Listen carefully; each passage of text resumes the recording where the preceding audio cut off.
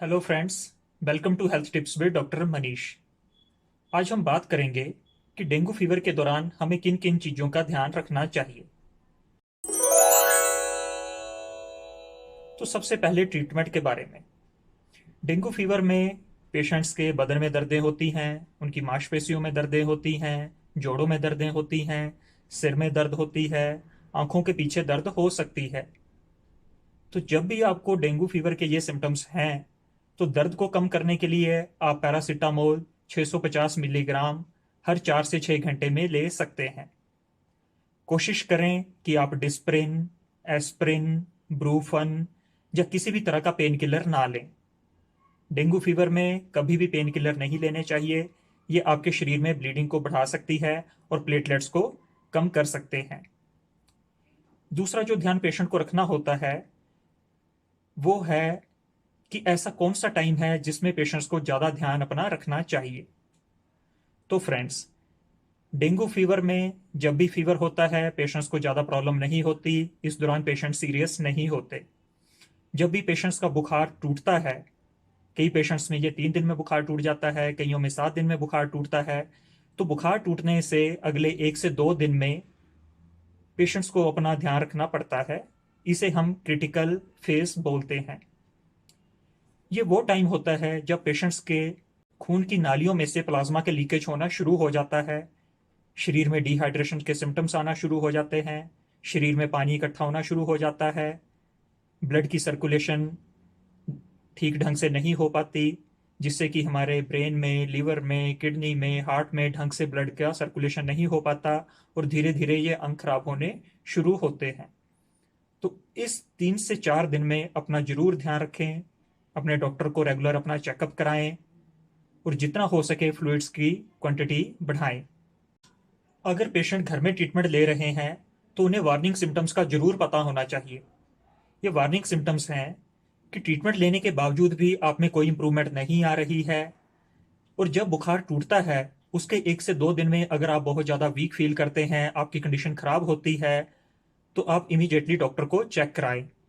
अगर आपके पेट में काफ़ी तेज दर्द है, आपको बार बार उल्टियाँ हो रही हैं, आपके हाथ पैर ठंडे हो रहे हैं, आप में बहुत ज़्यादा सुस्ती हो रही है, चिड़चिड़ापन सा आ रहा है, आप बहुत ज़्यादा बेचैनी फील कर रहे हैं, आपकी उल्टी में ब्लड आ रहा है या काले रंग की लेट्रिन आ रही है, आप में यूरिन ठीक ढंग से नहीं हो पा रहा है, पिछले 6-7 घंटे से आपने यूरिन पास नहीं किया है, आपका टेम्परेचर एकदम कम हो गया है, आपके शरीर में ब्लीडिंग हो रही है, आपके नाक से, दांतों से या कहीं से भी ब्लीडिंग हो रही है, अगर आपका पेशेंट बहकी बहकी बातें कर रहा है, वो कंफ्यूज सा लग रहा है या डिसओरिएंटेड है, तो ये डेंगू के कुछ वार्निंग सिम्टम्स थे।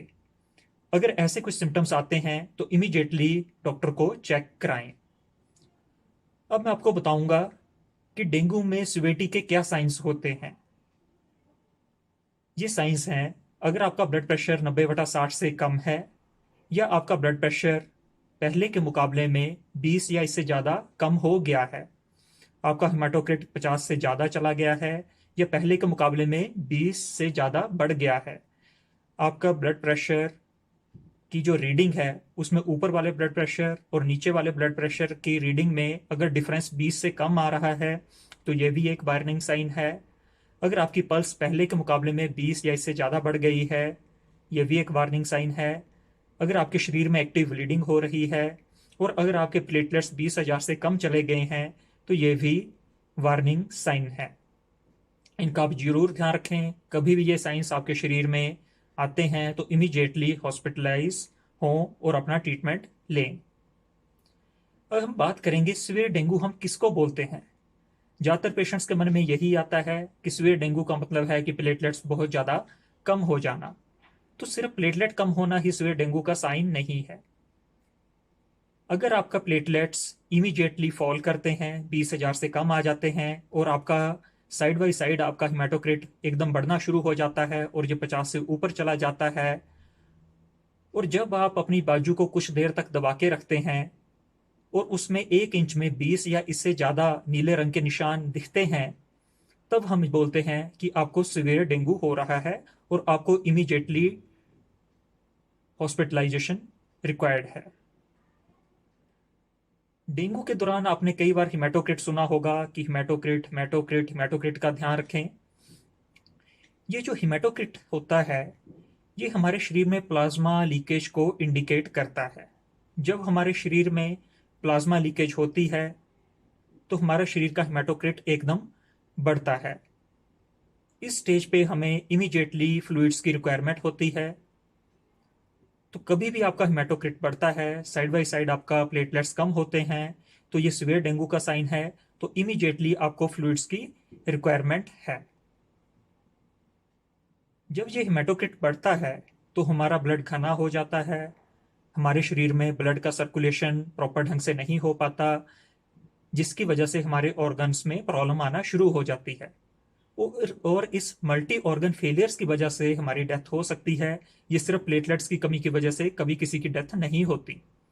तो हिमेटोक्रिट का जरूर ध्यान रखें। जब भी आप डॉक्टर के पास जाएं, अपना हिमेटोक्रिट जरूर चेक कराएं। अब हम बात करेंगे